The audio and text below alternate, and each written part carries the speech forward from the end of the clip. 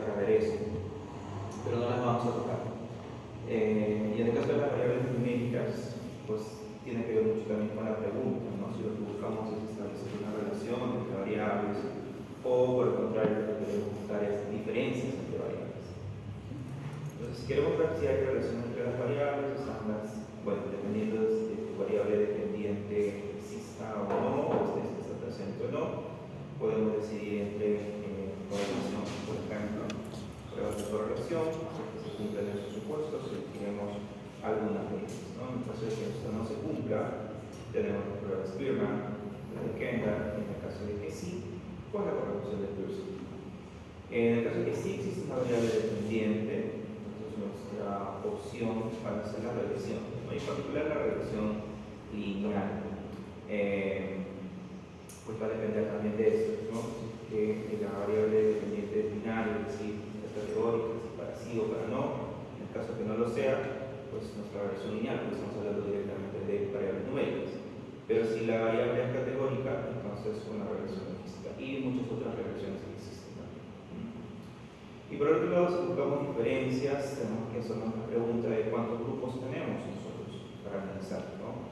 ¿Son más de dos grupos o si son solamente dos? En caso que fuesen solamente dos, nuestra prueba de elección será en función del cumplimiento de algunos supuestos básicos. Si estos se cumplen o no, pues definiremos también qué prueba utilizar. Si no se cumpliesen, pues la prueba de Whitney sería la elección, o la prueba de Wilcoxon en el caso que sean medidas repetidas, ¿no? Y si se cumpliesen, pues tenemos por un lado la prueba de student y también la versión de test student para muestras repetidas. Y si son más de dos grupos, pues tenemos nosotros el cumplimiento de los supuestos nuevamente, no y sí. Y en el caso no se cumpla, pues la prueba clásica de Russell-Wallace, un supuesto que es el test de Dunn. Y en el caso de cumplimiento, la clásica ANOVA y todos sus derivados, ¿no? Ahí viene el ANCOVA, el MANOVA, el ANOVA factorial y todos ellos. Y sus pruebas post-hoc, yo les puse un ejemplo tuyo, pero hay más de 6 pruebas post-hoc que podrían elegirse dependiendo también de los datos. Esto es una manera bastante simple de ver cómo es que nosotros podemos hacer una elección con lo más básico. Quizás a algunos de ustedes les tocan hacer algunas pruebas un poco más profundas, sobre todo para el lado de nombre, que algunos tienen muchos MANOVA, ¿no? ANCOVA planteados, pero casi todos están en la misma línea, ¿no? Los supuestos son casi los mismos, la forma de analizar es casi la misma, lo único diferente es cómo que se plantea el problema, ¿no? Con la cantidad de grupos y variables dependientes que puedan estar involucrados. Ok. Entonces, voy a centrar todo esto acá. Si no nos corresponde.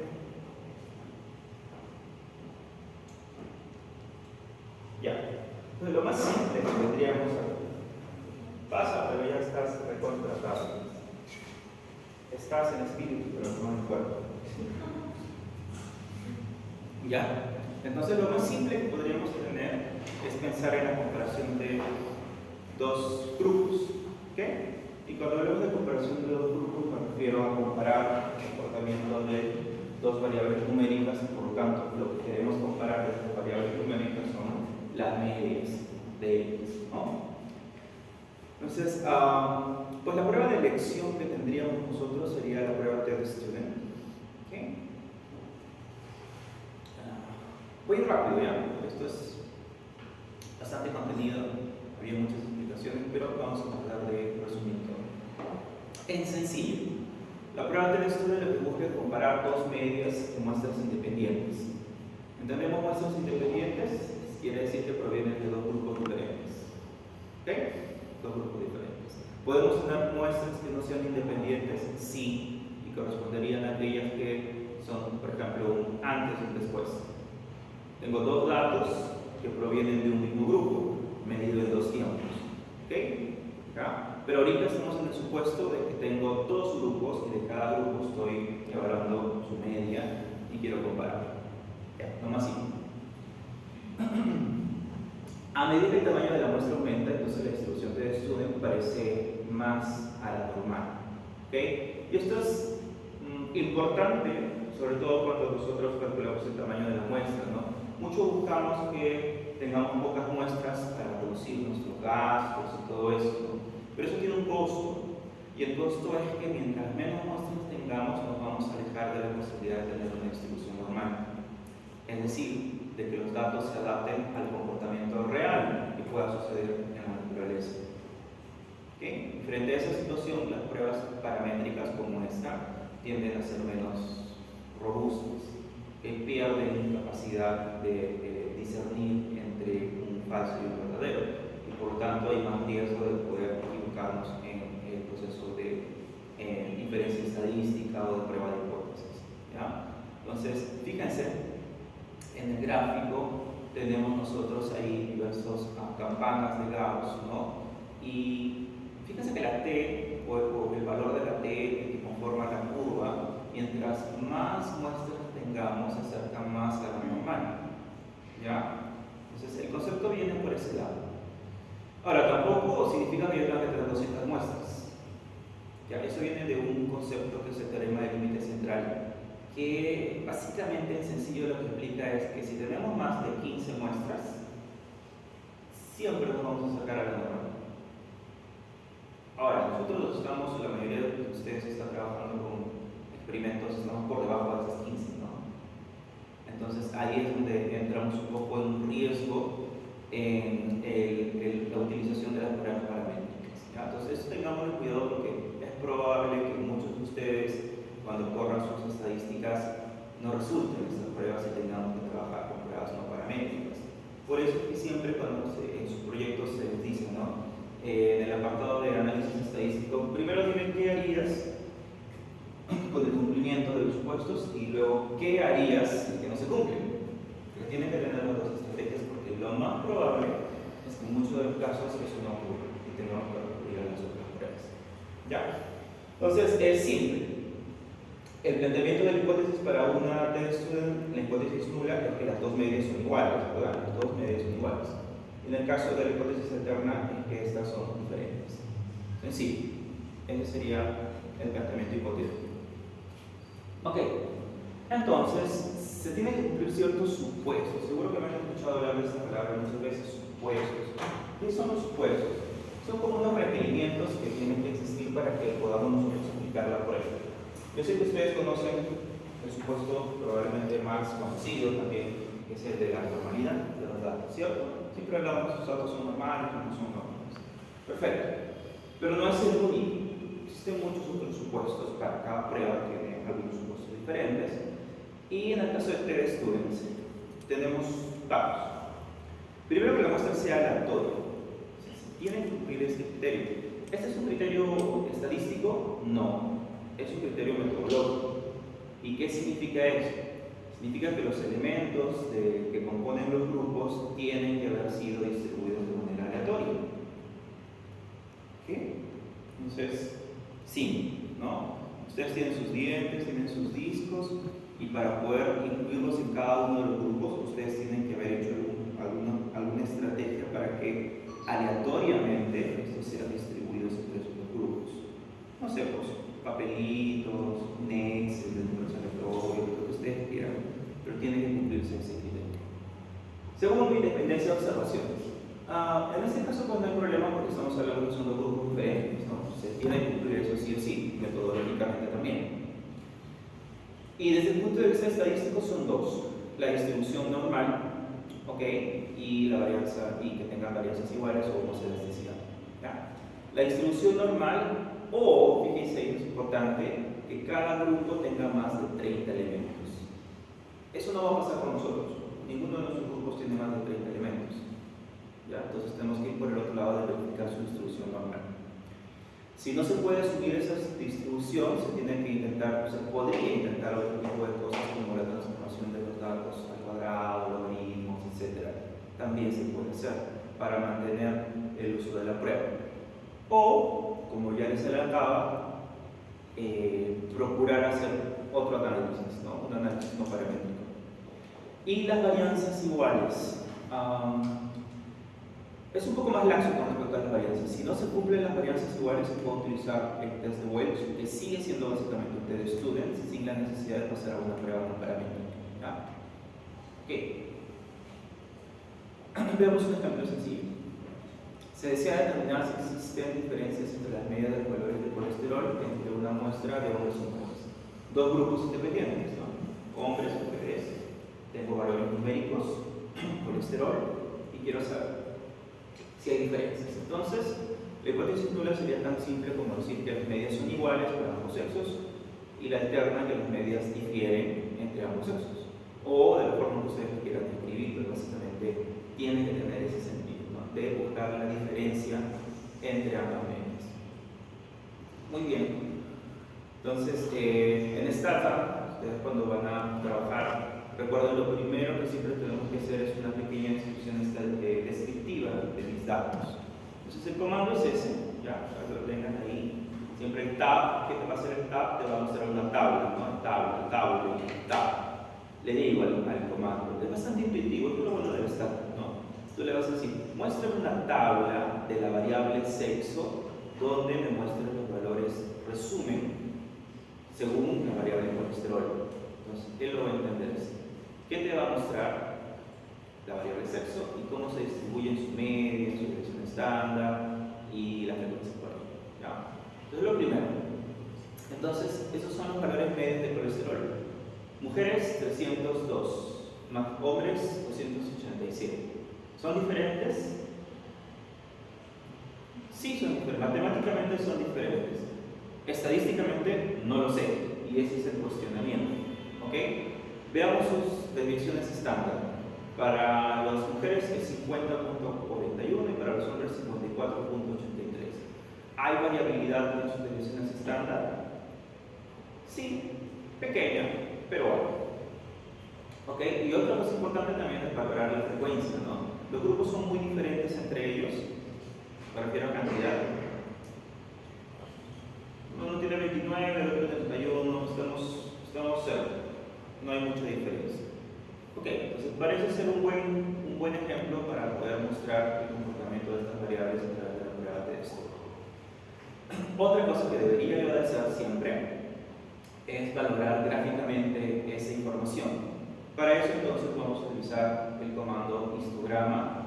Nuevamente le digo, muéstrame un histograma de la variable colesterol, muéstrame la distribución normal según la variable sexo.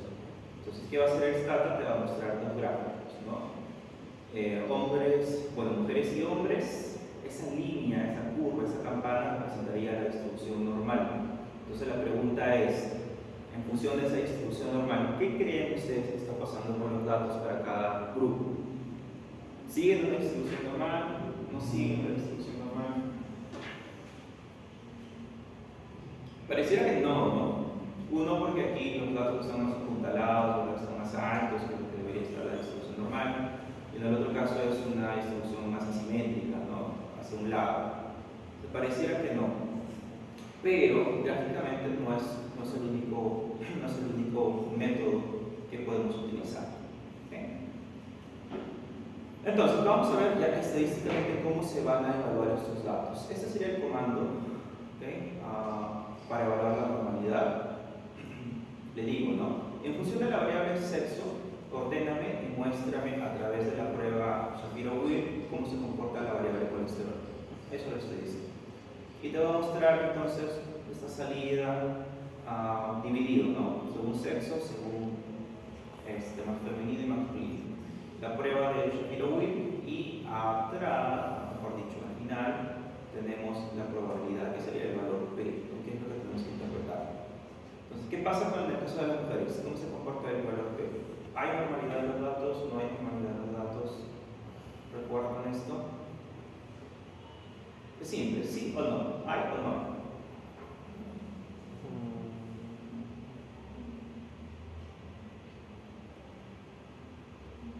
No sé si tengo el texto.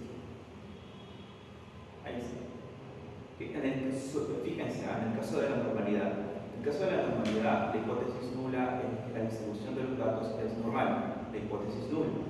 Y la alterna es que la distribución de los datos no es normal o es diferente, Entonces, como el valor P es 0.22, ¿verdad? Este es 0.22 y ¿okay? Para las mujeres y 0.000 0.03, 0.063. Para los hombres es mayor a 0.05, no se rechaza la hipótesis nula y se concluye entonces que estos datos sí tienen distribución normal, a pesar de lo que nos mostraba el histograma. Ok, entonces, ¿se cumplió el primer supuesto? Sí. Okay. Para el segundo supuesto, que es el de la homogeneidad de las varianzas, utilizaremos el siguiente comando, que es sdtest. Sdtest porque es la prueba de las varianzas, ¿no? Prueba a partir de los valores obtenidos de la definición estándar, por eso sdtest del colesterol según sexo. Te voy a mostrar esta salida. ¿A dónde nos vamos a ir a analizar este valor? 0.65. Entonces, mi pregunta nuevamente es: ¿hay homogeneidad en las varianzas? ¿Sí o no?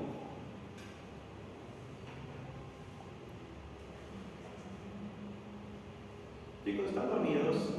¿Están despiertos? ¿Se acuerdan algo de esto que les mencionaba? Porque si no se acuerdan, mejor nos regresamos al año pasado y normal, ¿no?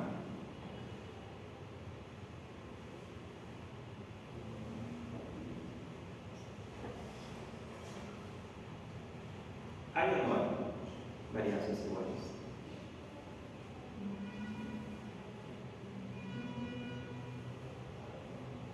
El concepto para la homogeneidad o interpretación de tu prueba de hipótesis es exactamente la misma para la normalidad. Entonces, ¿qué buscamos aquí? ¿Qué nos conviene? Que el p-valor sea mayor a 0.05 o sea menor a 0.05.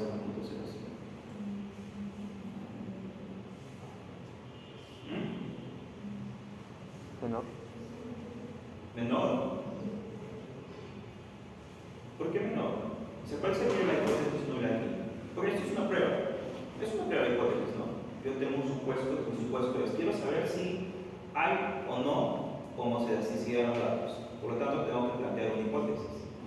Mi hipótesis nula es la hipótesis de no diferencias. Si no hay diferencias, significa entonces que lo que plantea es que hay homogeneidad de varianzas. Y la hipótesis alterna, que esta no la hay, o sea, que son diferentes, ¿no? Que son heterogéneas, vamos a decirlo así. Ok, entonces bajo ese planteamiento, entonces, ¿qué me conviene? Que mi valor P sea mayor a 0.05 para poder no rechazar la hipótesis nula, o al contrario, que sea menor y yo rechace la hipótesis nula. Si es menor, ¿qué va a pasar? ¿Qué estoy diciendo si es menor el valor? Rechazo la hipótesis nula. Y si mi hipótesis nula era de no diferencias, es decir, de homogeneidad, ¿qué concluyo?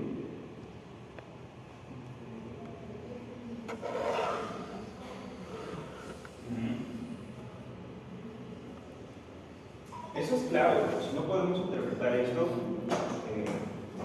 lo que viene después pues, va a ser mucho más complejo, ¿no?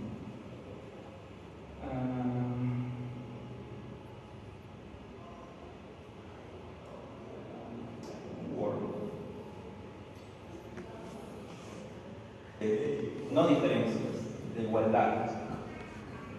¿Cómo lo diría en función de la normalidad?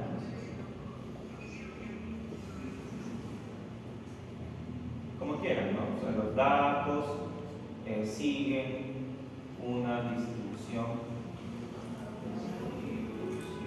normal. Ok. Y aquí, si quieren, lo más sencillo sería simplemente decir que los datos no siguen una distribución normal. Ya, perfecto. Corran ustedes su prueba, ya, lo que hemos visto, cualquiera que sea. El nivel de significancia. Ok, habíamos dicho que el nivel de significancia es un punto de corte para tu decisión. ¿Quién lo da? El investigador. El más común de todos, 0.5. Podría ser 0.01, podría ser 0.1, depende. Pero, por lo general, en ciencias de la salud, siempre es 0.5. ¿Okay? Entonces, si obtengo yo valor, esto va a depender de rechazar o no rechazar. Si el valor P encontrado es mayor a 0.05, ¿qué hago? ¿Rechazo o no rechazo la hipótesis? No rechazo, no rechazo la hipótesis. Okay. Si el valor P es menor a 0.05, entonces sí se rechaza la hipótesis nula y se concluye que la H es 1 puede ser cierto. ¿Ok? Ese sería nuestro planteamiento teórico para la prueba. Ahora, esto mismo yo lo podría reemplazar y decir que estamos hablando de luz elasticidad.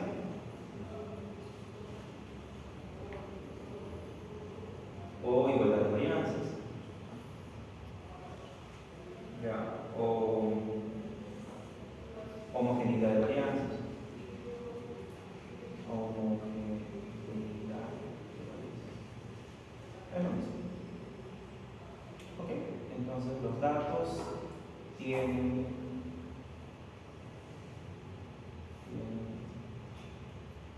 varianzas iguales o diferentes. Igual, recuerden, H1 es no diferencia, todo igual. Ya. Los datos tienen varianzas diferentes. Ok. Eso es exactamente lo mismo. ¿Listo? ¿Hasta ahí claros? Ok, perfecto. Entonces, les vuelvo a hacer la pregunta. En ambos casos, ¿qué nos conviene? Que los valores P reportados por la prueba sean mayores o sean menores a 0.05. Mayores. ¿Ok? Mayores, porque lo que yo quiero es demostrar que estas son iguales, las varianzas son iguales, o que estoy frente a una distribución normal. En este tipo de pruebas, esto se invierte luego cuando ya analizamos la prueba estadística propiamente, ¿no? ¿Ok? ¿Claros? Muy bien, regresamos a la deducción. Entonces, vamos a ver. ¿Dónde voy a leerlo? Lo voy a leer aquí. ¿Ya? Y te dice todo. Mira, fíjense. Ya nos vamos a tomar un minuto para ver la tablita. ¿Ya? Entonces, esta tabla es una prueba de varianzas para la variable colesterol según el sexo. Entonces, mira lo que dice arriba, te muestro una prueba de razón de varianzas. Estás comparando dos varianzas. ¿De quiénes? De las mujeres con los hombres. Te muestra toda la información, ¿no? Número de observaciones, la media, la deducción estándar, el error estándar, perdón, la deducción estándar y el error de confianza incluso. Y abajo te dice, fíjense, pues el ratio, y luego te dice la hipótesis nula, la ratio en función A1, los grados de libertad, el valor de la prueba. Ya. Pero abajo te dice, mira, hipótesis alterna es que el ratio o la razón entre las varianzas de las mujeres y los hombres es menor a 1, ¿verdad? Si yo adoptara esa prueba, te da un valor P. Si es diferente de 1, te da un valor, y si es mayor de 1, te da otro valor. A nosotros nos interesa estamos haciendo siempre planteamientos de los valores. Entonces el valor es 0.65. Entonces les hago la pregunta. ¿Este conjunto de datos tiene varianzas iguales? Sí, ¿no? Perfecto. Sí tiene varianzas iguales. O sea, no hay diferencias significativas entre ambas varianzas, lo que significa que son similares. Hay homogeneidad de varianzas y es el supuesto que queremos cumplir. Entonces, estamos cumpliendo el supuesto de normalidad, estamos cumpliendo el supuesto de homogeneidad y además hemos verificado que se cumplen dos supuestos metodológicos, el de independencia de los datos y el otro era el de muestra aleatoria. Entonces, están cumpliendo los dos. En este momento, recién yo puedo estar seguro de poder aplicar la prueba de estudio. Muy bien. Bueno, ese es cómo podría ir a través de los menús, pero básicamente nosotros trabajamos con el comando. ¿No? Y el comando es ese, tan simple como decir t-test, prueba T de student para variar el colesterol según sexo. Ok, te muestra toda la salida. Y bueno, acá abajo te da toda la información. Nos dice la diferencia entre la media del sexo femenino menos la media del sexo masculino. Eso es lo que están poniendo a prueba. Hay una hipótesis nula, hipótesis alternas, ¿no? La hipótesis nula, ¿qué es? Que la diferencia es igual a 0. Que no hay diferencias. Eso es lo que se está poniendo a prueba. ¿Ven? Hay un H0, 2 puntos, diferencia igual 0. Eso es hipótesis nula, ¿no? Que la diferencia entre la media de los hombres y las mujeres es 0. ¿Y qué significa que la diferencia sea 0? ¿Que no hay diferencia?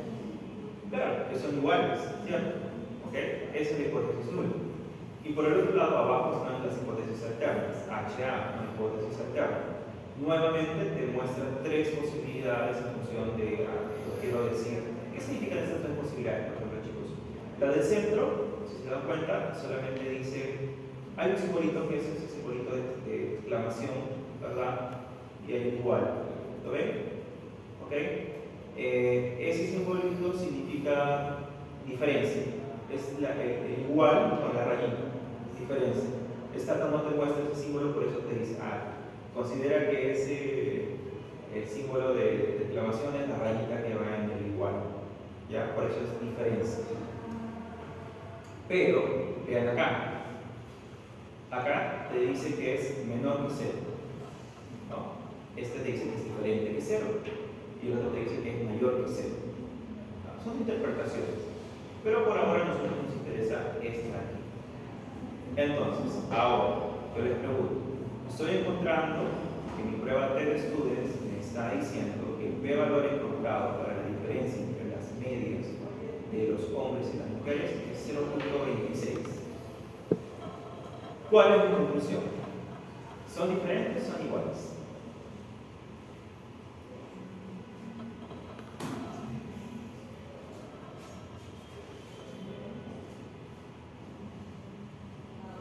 Matemáticamente habíamos visto, ¿no?, que las medias son diferentes, unos 302, otros 287. Pero la idea es verificar si esas diferencias estadísticamente se dan. El estadístico me muestra un p-valor de 0.2649. La pregunta es, ¿qué nos está diciendo el T de Student? El T de Student nos está diciendo que las medias son iguales o son diferentes.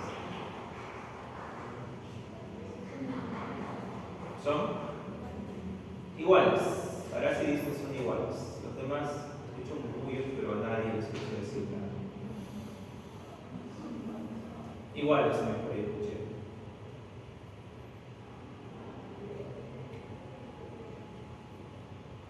¿Cuál sería nuestro planteamiento hipotético? La hipótesis nula, ambas medias son iguales para ambos sexos. Y la hipótesis alterna, que las medias difieren entre ambos sexos, ¿no? Entonces, seguro que nos están comentando por aquí, no estaríamos rechazando la hipótesis nula, ¿cierto? ¿Por qué no la rechazamos?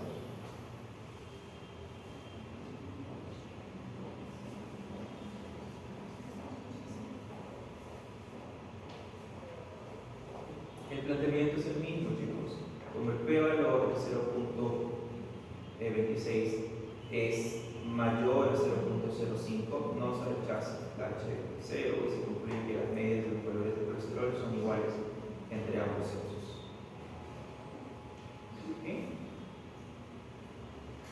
Hemos hecho esto, hemos hecho prácticas, han aprobado el curso por eso.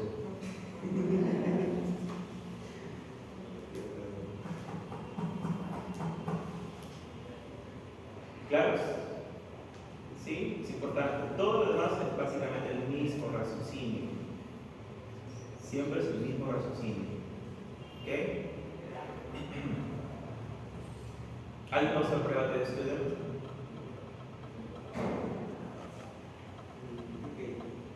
¿Sí?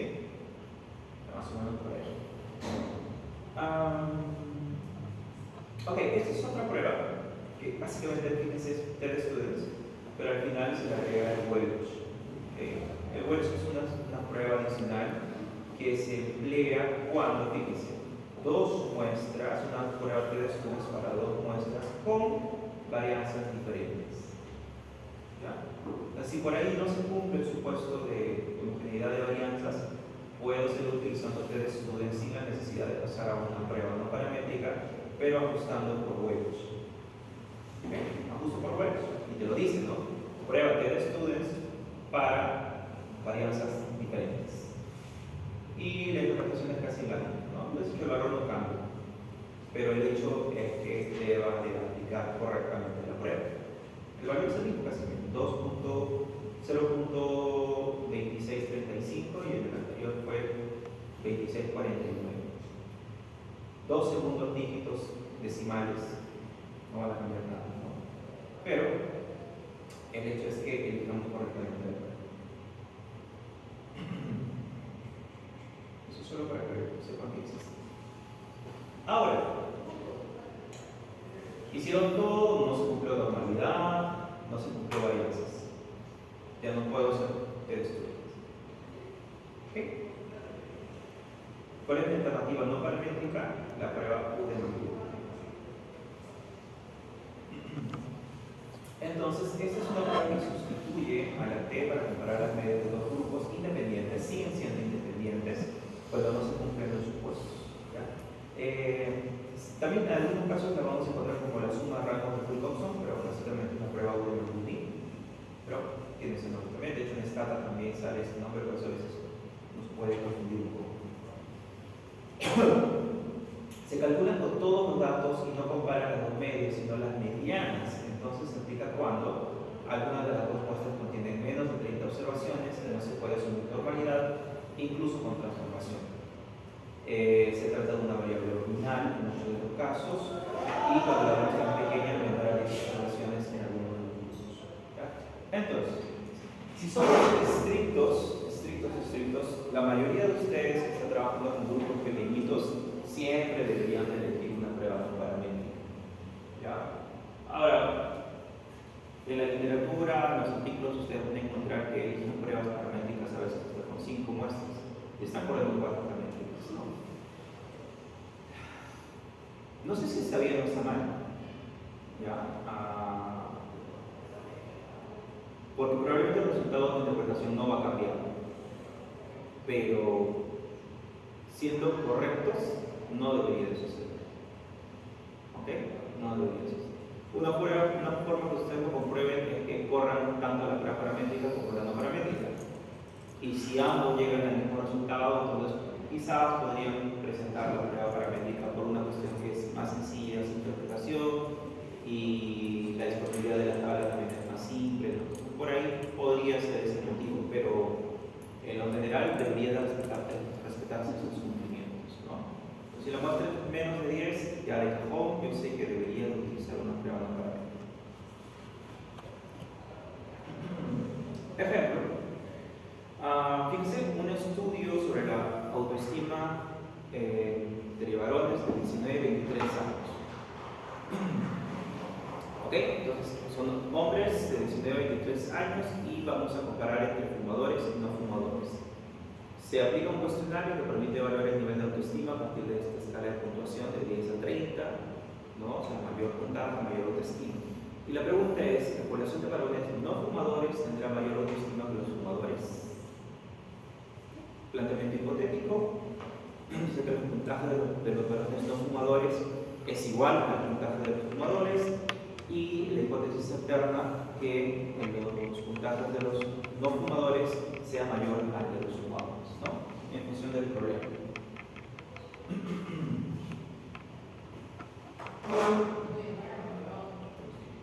Ya. Hacemos una primera impresión gráfica de esto. Cajas y bigotes. ¿Qué opinan? ¿Los puntajes son iguales o diferentes entre los que no fuman y los que fuman?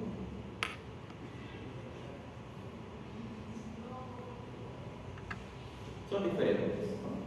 Sí, son bastante diferentes. De hecho, recuerda la línea media de la caja es la mediana. Miren dónde está esta mediana y miren dónde está la otra.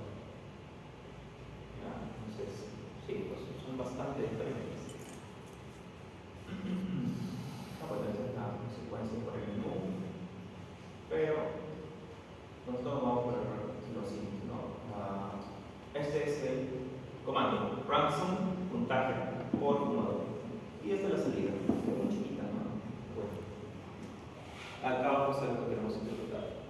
Z, la probabilidad y el valor exacto. 0.0149 y 0.0133. ¿De cuál interpretamos? El de arriba, ¿no? Siempre la probabilidad Z. Y se trata de mostrar el valor de P de 0.149 en un contraste bilateral de dos polos. Este es un ejercicio adicional, pero podemos interpretar esto. Acá lo que yo estaba haciendo era dividir ese valor porque el planteamiento era que era mayor, no era que eran diferentes. ¿Qué nos decía la hipótesis?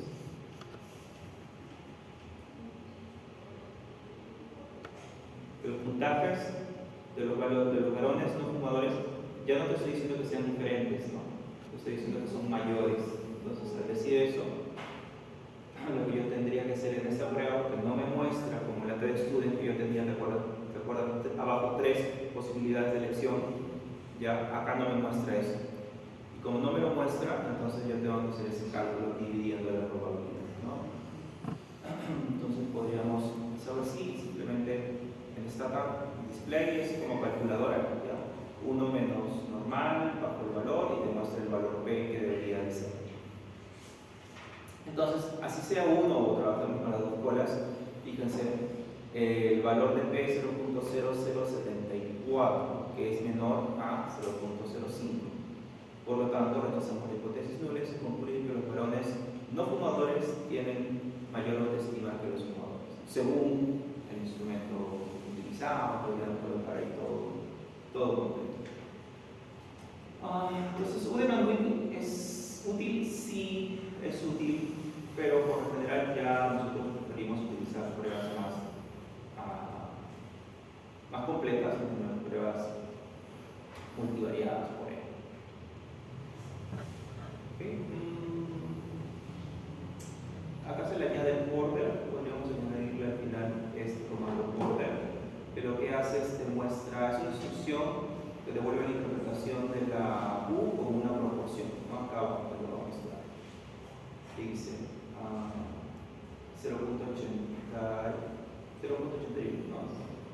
Entonces, eso 0.81, ¿qué significa? ¿No? Que al elegir a un no fumador y a un fumador al azar, hay una probabilidad del 81.4% de que el no fumador tenga mejor autoestima. Entonces, puede servir en algún caso. Si quieran dar esa información, podrían aumentar esa. Y bueno, hasta ahora hemos visto muestras independientes, ¿no? ¿Okay?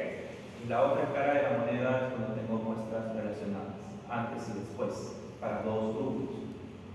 Entonces, mis opciones son TED Students y Wilcox. ¿Okay? Entonces, TED Students. Aquí llamamos muestras relacionadas, entonces son muestras emparejadas también, que pueden deberse a mediciones repetidas en un mismo individuo, a lo cual se denomina autoemparejamiento, a parejas naturales de individuos, por ejemplo gemelos, o a un emparejamiento artificial donde se busca un control para cada caso del programa, como los estudios de casos y controles que hemos estudiado, ¿no? Entonces, en estos diseños de medidas repetidas, el efecto de interés que se valora no es la variabilidad entre individuos, sino dentro del mismo individuo. La pregunta relevante es si ha cambiado algo entre el antes y el después, ¿no? El ejemplo más simple sería, pues, van y toman un régimen alimenticio, por ejemplo, y queremos saber si pueden bajar de peso, ¿no? O se dedican a sesiones de gimnasio por 6 meses para ver si mejora su masa muscular. Entonces estamos evaluando a la misma persona 2 veces, ¿no? O cualquier otro ejemplo donde sea un antes y un después, pero solamente eso, un antes y un después, no más. Ustedes tienen 3 medidas, 4 medidas, ¿no? De evaluación, ya no es una prueba de estudio lo que tenemos que utilizar.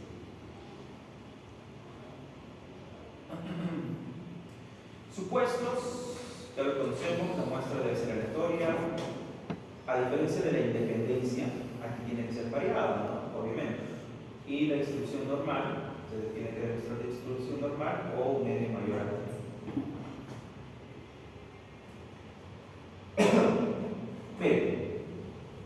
Se desea saber si la implementación de un programa de ejercicio durante un mes tiene un efecto sobre la pérdida de peso de mujeres adultas entre 35 y 45 años. Entonces, la hipótesis nula sería que la media del peso en la visita 1, en la visita 0, o sea, al inicio, es igual a la media en la visita 1.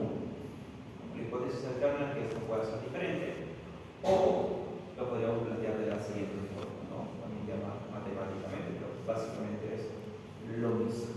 La diferencia igual a 0 o la diferencia diferente de 0.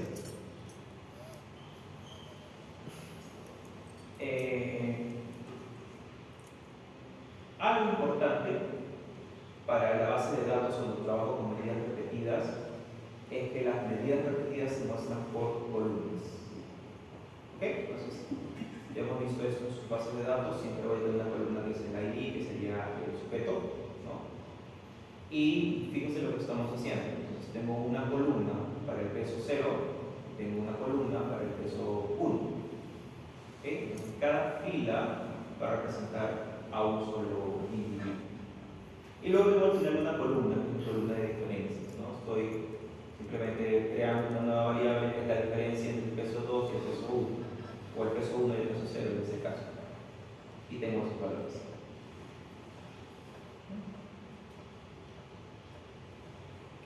Siempre el histograma. Mira, acá les muestro algo interesante. Según ese histograma, pues pareciera que no hay distribución normal, ¿no? Estamos hacia un lado. Quizás la forma se aproxima, pero estamos hacia un lado, no está perfectamente adaptado. Sin embargo, al correr una prueba estadística, el valor encontrado es 0.72, por lo tanto se asume normalidad de los datos. Y ese comando lateral if es interesante porque hace un momento les comenté que cuando no se cumple la normalidad de los datos, lo que podemos hacer son transformaciones, ¿no?, de esos datos. O sea, los datos los hago una expresión logarítmica, los elevo al cuadrado, al cubo, tratando de buscar si alguno de ellos pueda cumplir y pueda trabajar con ellos, ¿no? En este caso no hay necesidad, ya que el valor está claro, 0.727 mayor que 0.05, por lo tanto se asume la normalidad de esos datos.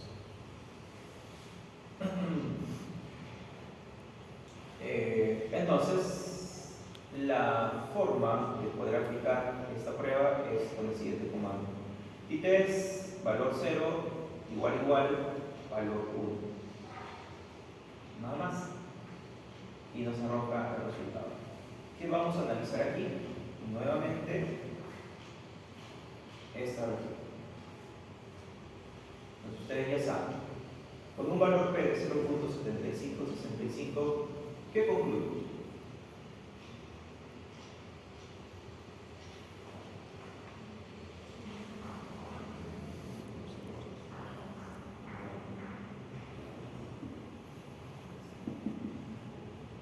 ¿Hay o no hay diferencias entre los valores de peso entre la visita 0 y la visita 1? Sí hay, ¿no? Ok, sí hay.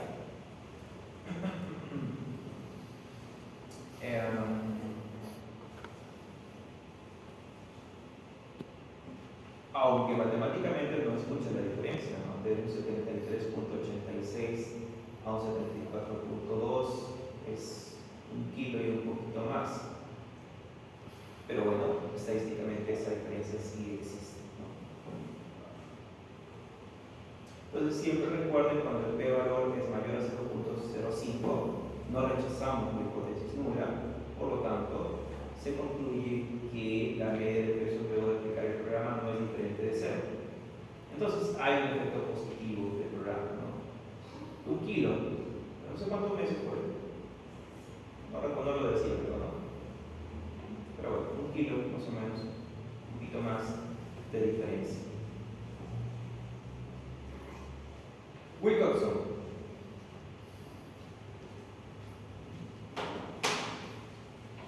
¿Qué pasa con Wilcoxon? Entonces es la alternativa no paramétrica a la que debe estudiar relacionado. ¿Cuándo lo usaremos? Cuando no se cumplan los supuestos o cuando tenemos variables que sean ordinales y cuando la muestra sea pequeña, ¿no? Ya es lo mismo. Entonces es exactamente casi lo mismo. Ejemplo rápido. Los datos corresponden a una muestra de 8 pacientes, solo 8 pacientes varones entre 45 y 55 años de edad. Estos datos son lecturas de colesterol tomadas las 12 horas del día y repetida una hora después de comer. El incremento de los niveles de colesterol total después de la comida será estadísticamente significativo. Es la pregunta. Tenemos el planteamiento de las hipótesis H0, que no habrá incremento significativo en el colesterol total, y la hipótesis nula, que sí existirá este incremento, ¿no? O sea, nuevamente nos iríamos por esta ruta, pero nuestro comando ahora es sign run, ¿no? Después, antes, sí, nos va a mostrar esta salida y nuestra interpretación entonces tiene que ser en función de estos valores. Específicamente la probabilidad, ¿no? Como la prueba es unilateral, entonces lo que tengo que hacer es dividir, ¿no? Dividir el valor del valor P, ¿okay? Nos sale esto, y como este valor sigue siendo menor a 0.05, entonces rechazo la hipótesis nula y concluiríamos que después de la comida los valores de colesterol sí se incrementaron significativamente.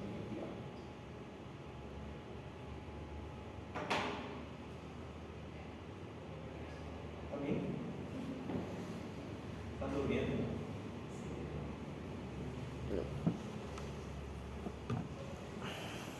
Tienen que prestar atención o repasar esto porque ya todo lo hemos visto en la clase.